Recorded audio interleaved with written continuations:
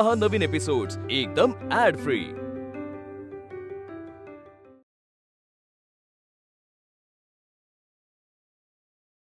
महाविद्यालयातील प्राध्यापकांनी फक्त आपल्या वर्गातल्या विद्यार्थ्यांना शिकवून आपलं काम थांबवायला नकोय, त्यांनी शिक्षणापासून वंचित जनतेकडे जाऊन त्यांनाही शिकवायला हवंय।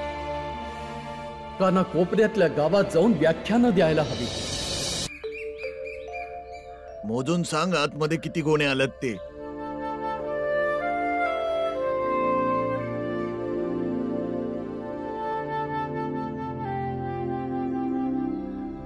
नमस्कार शेठजी। कुठून तरी ऐकलं होतं की तुमच्या इथं काम करायला माणसं पाहिजेत। मी लय लांबून आलोय। तुम्ही जेवढं सांगाल जे म्हणाल तेवढं काम करेन। मला कामाची लय गरज आहे। कुठून आलायस? सातारावरून आलोय।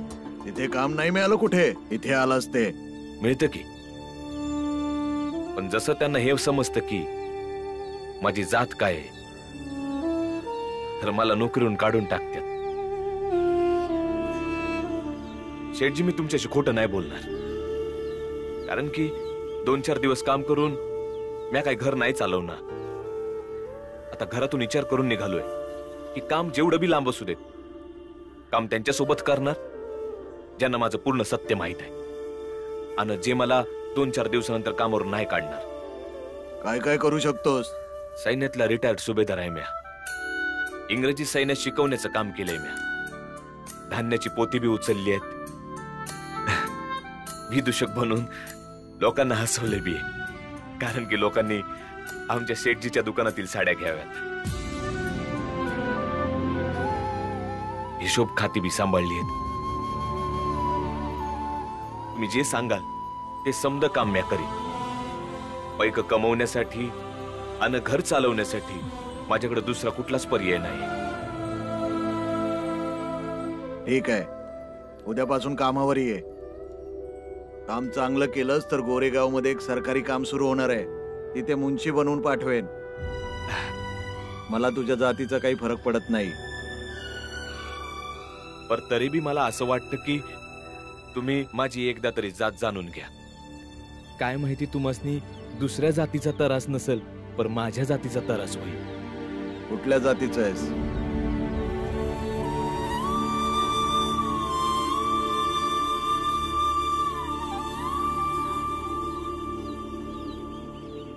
अजिबात घाबरू नकोस। जोपर्यंत मी इथे आहे तुला कुणी नाही काढणार। उद्यापासून वेळेवर ये। धन्यवाद शेठजी।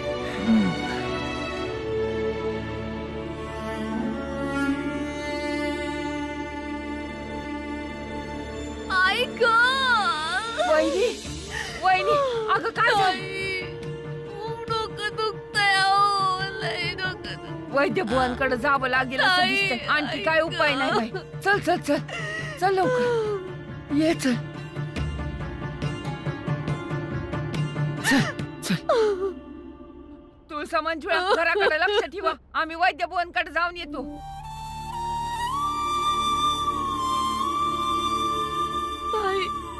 हा इथं बस जरा। वैद्य बुवा, ओ वैद्य बुवा, वैद्य बुवा। काय झाले ओरडण्यास? ही वैद्य बुवांची आरामाची वेळ आहे, जा नंतर या। उपकार होतील तुमचे। वैद्य बुवांना बोलवा, माझ्या वहिनीचं लय डोकं दुखतंय। त्यांनी एकदा बघितलं नाही म्हटले ना, यावेळी ते रुग्ण बघत नाहीत, जा नंतर या। आओ एकदा बोलवा ना। एकदा बघितलं असतं तर बरं झालं असतं। आम्ही जाऊ निघून एकदा बघूया की। वैद्य बुवा, वैद्य बुवा, काय सहन होतंय। वहिनी चल उठ, उठ वहिनी, उठ। चल इथून। ऐक, हा दरवाजा नाही उघडायचा। आपला जीव गेला तरी बी नाही, कारण आमच्या मरणाचा यांना सोयर सुतक नाही। चल इथून।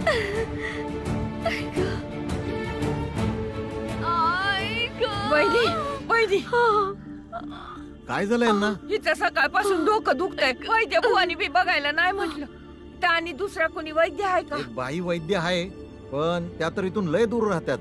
तुम्हाला जाईस तवर लय यायला लागल। चालेल, आम्ही जाऊ तिकडं। तुम्ही पत्ता दिला तर उपकार होतील। तो मदोलीवाला रस्ता आहे ना, तिथे एक नदी आहे। त्या नदीच्या बाजूला एक गाव आहे, त्या गावात तुम्ही कुणाला बी विचारा वैद्याबद्दल, कुणी बी सांगाल. बर, उपकार झाले. हा, चल चल चल चल. कुठं? बाबा बाबा तुम्ही इथं? एक आनंदाची बातमी आहे. विचार केला की आपल्या पोरांच्या शाळेत जाऊन त्यांना घरी घेऊन जावं आणि त्यांना आनंदाची बातमी बी सांगावी. कसली गोड बातमी आहे बाबा. मला कायमस्वरूपी नोकरी मिळाली. आता आपल्याला काही काळजी करायची गरज नाही. आता आपला जेवढा खर्च आहे तो तर आता मी आरामात कमवीन, हो ना?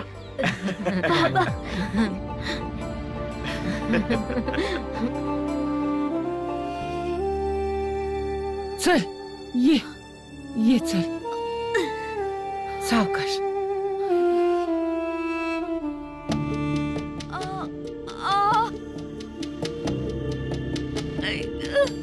कायम तिचं डोकं दुखत असतं. आज सकाळपासून लयच डोकं दुखतंय. तुम्ही जरा बघून सांगा ना काय आहे ते. इथे या, माझ्या जवळ बसा.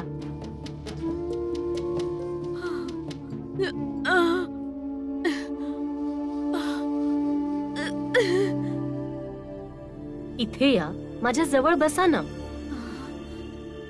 पर आमची जात रुग्णाला कुठलीच जात नसते. या, माझ्या जवळ बसा.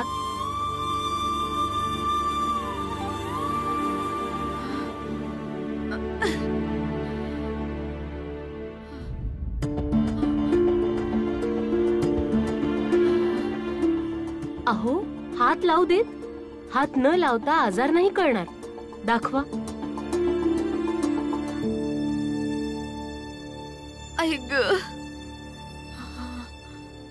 हात दाखवा बरे.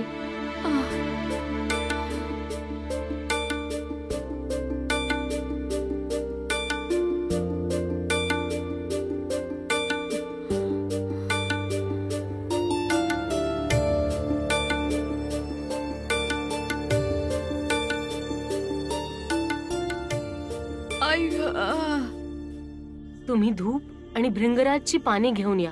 लवकर जा. आता घेऊन येते.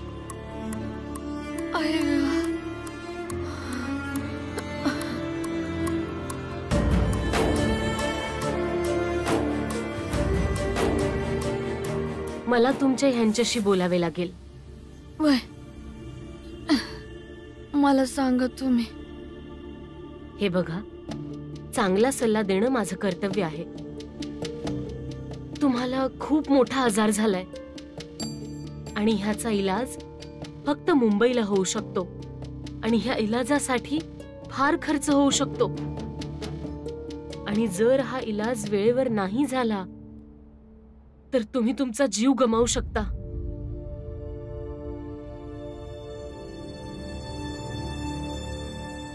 आणि याच बद्दल मला तुमच्या पतींशी बोलायचे आहे.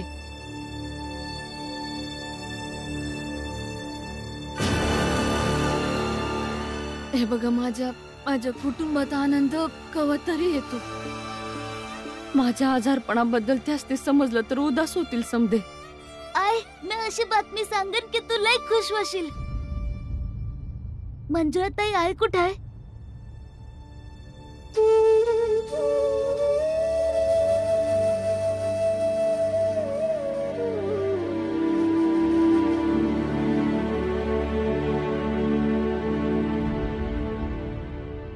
आता कुठेतरी माझं समध कुटुंब हसतंय, खेळतंय. समधे हसणं विसरून जातील. कोणी हसणार नाही.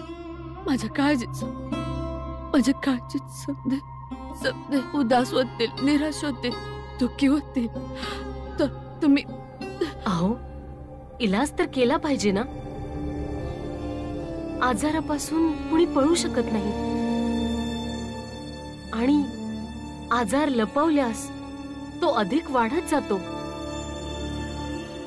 पळत नाही म्या नाही पळत. पण तुम्ही आता कोणाला काहीच नाही बोलणार. हा, माझ्या संग ज्या आलेत ना त्यांना पण तुम्ही काय बोलणार नाही. जे पण होईल मी समज सांगेन. माझ्या नवऱ्याला समज सांगेन आणि त्यानंतर जसं होईल मी इलाज करेन. पर आता तुम्ही काय. ठीक आहे, तुम्ही म्हणत असाल तर मी कुणालाच काहीच नाही सांगणार. पण हे शरीर तुमचं आहे ह्याचा इलाज करणे तुमचा धर्म आहे.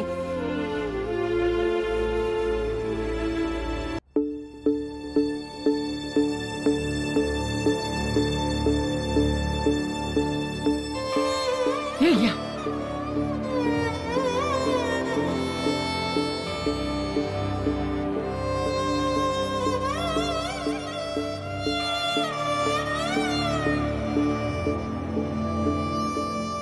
ह्यात मी काही औषधे मिळवली आहेत.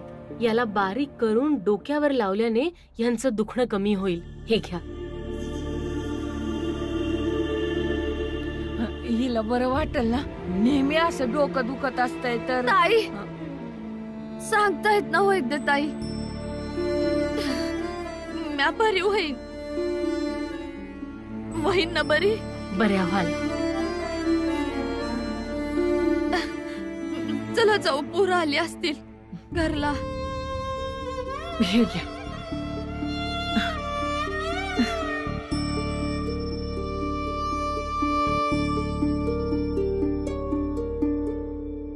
आईचं डोकं लय दुखत होतं. आत्या आईला घेऊन वैद्यांकडे गेली. येतच असेल. जास्त दुखतंय का आईला? वय लय दुखत होतं. तुम्ही समधी इथंच थांबा, मी बघून आलो. बाबा मी बी येतो तुमच्या वय संग. बाबा चला. चला. अरे कुठे चाललेत बापलेक? जरा काय झालं की काळजी करता.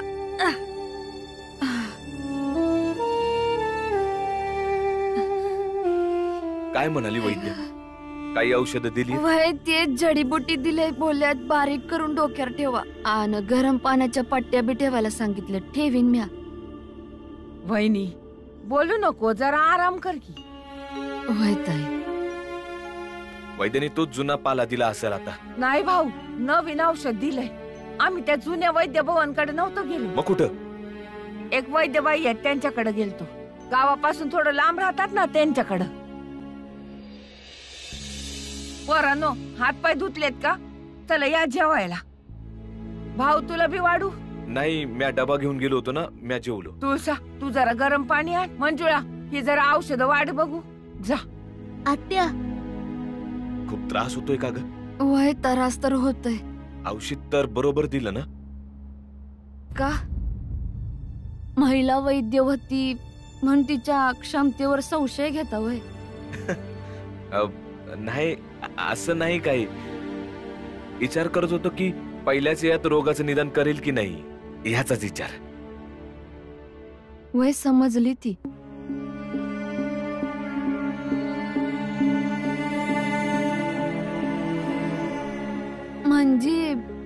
म्हणजे लय समजदार आहे ती वैद्य. आणि माहित आहे त्यांनी भेदभाव बी केला नाही माझ्या संग. माझा हात स्वतःच्या हातात घेतला आणि नसा बघितल्या आणि मग सांगितलं जे सांगायचंय ते. तू समाधानी आहेस ना? वय. मग ठीक आहे. आणि आता 2-4 दिवस काम नको करूस. आव आता औषध घेऊन आले ना, बरी होईन म्या. हा, तुम्ही लोक कशापायी एवढी काळजी करताय? आई तू असं नग बोलू. तुझ्याबद्दल आम्हाला चिंता तर होणारच ना. हा बाबा ठीक आहे. अरे या समध्या गोष्टी तर एक गोष्ट विसरलोच. वय आई मोठी गोड बातमी आहे. तू ऐकलीस ना, तुला बी आनंद होईल. अच्छा सांग. वय वय सांगा ना बाबा. मला समद मिळून 3 रुपये महिन्याचं पक्क काम मिळालंय.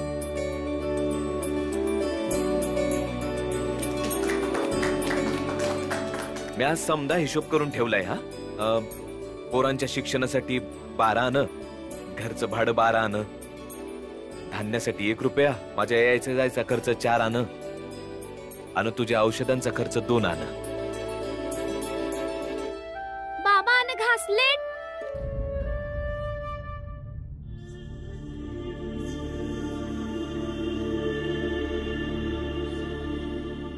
ते तर मी विसरलोच. घासलेटचा डब्बा 3 आण, 1 आना कमी पडतोय. ठीक आहे, काही हरकत नाही. कधी कधी चालत चालत येत जाईन ना. नाही बाबा, तुम्ही का पायी येणं जाणं करणार? आम्ही चांदण्या रात्री चंद्राच्या प्रकाशात अभ्यास करत जाऊ ना. नाही, अभ्यासात कुठली तडजोड नाही. 3च्या जागी 4 आणं जरी लागलं ना तरी बी मी त्याची सोय करीन. माझं आयुष्य थोडी कायम राहणार आहे.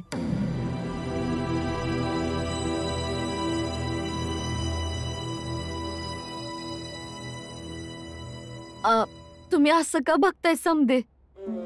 आता औषध दिलं आहे ना वैद्यजींना, तर ती घेऊन बरी होईन मी.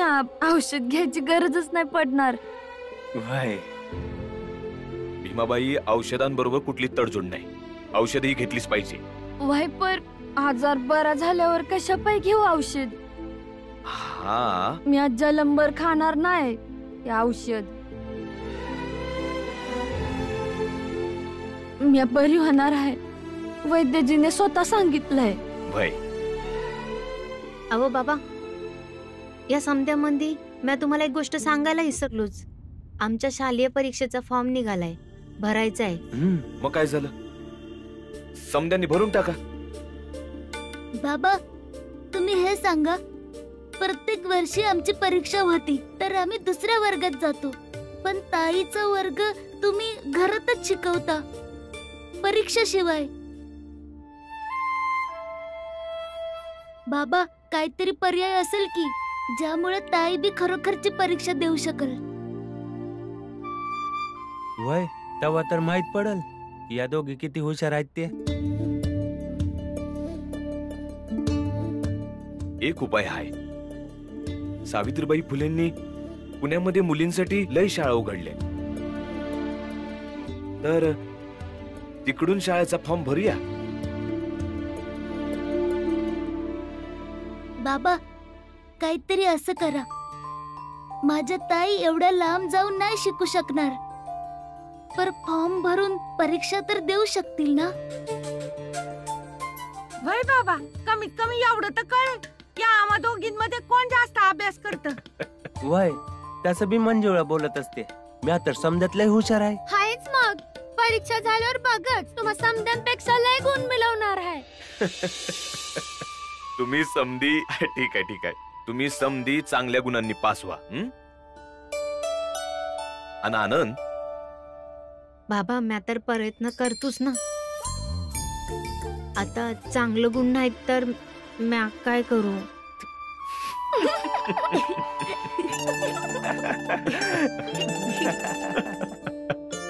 मी त्याबद्दल नाही बोलत आहे. तुमच्या समध्यांचा परीक्षेचा फॉर्म भरला जातोय ना, मग पुण्यात बी परीक्षेचा फॉर्म भरला जात असणार. मंजुळा, तुळसा, तुम्ही उद्या सकाळी सकाळी तयार व्हा. आपण पुण्याला जायचं आणि फॉर्म भरून आणायचं. हा, वय बाबा वय.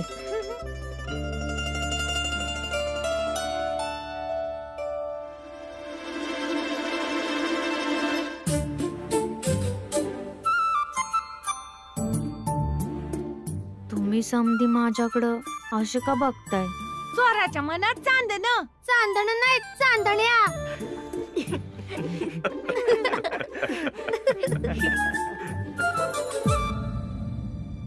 म्या माझा आजार या समध्यांना सांगून यांचा आनंद संपू नाही शकत.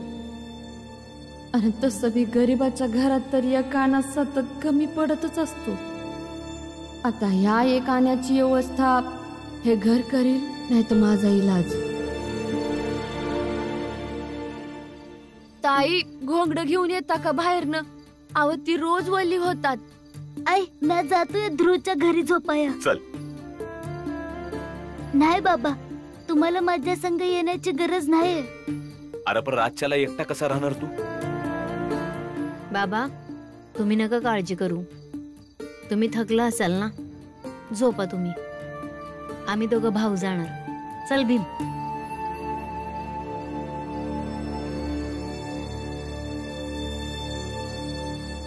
आता यो रोज रातच्याला झोपाय जाणार तिथं? भीमाबाई, कधी कधी त्या गोष्टींना त्याच अवस्थेत सोडलेलं बरं असतं. समाधान हे आपोआप मिळतं बघ. ऐक बाळा, दरवाजा लावून घे. ऐक.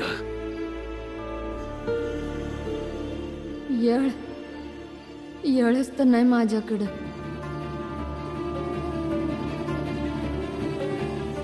जर माहीत आहे डोकं दुखतंय तर काय गरज आहे कापड शिवायची? आपला भीमा नवीन शाळेत जातोय ना, नवीन कापड तर पाहिजेच.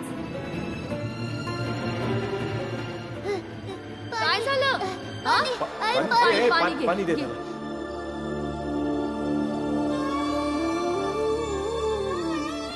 तुळसा मंजुळाला पण बरोबर. नाही जागा नाही जागा लई नाही. जागा आहे आमच्या कुशीत, जा बोलू त्यांना. अगं आई लय जागा आहे तर आत्याला बी बोलवूयात. मला नाही वाटत मी आता लय दिस जित्ती राहीन. यो आजार आहे जो संपतच होत नाही. असं नका बोलू आई. मी दिवसभर काम करून घरी परत येईन, माझ्या या हातांना भेगा पडतील. तू हळद रगडून लाव ना, सकाळपर्यंत ठीक होईल ग. जर मला काय झालं तर माझ्या पोरांचं, माझ्या नवऱ्याचं काय होणार?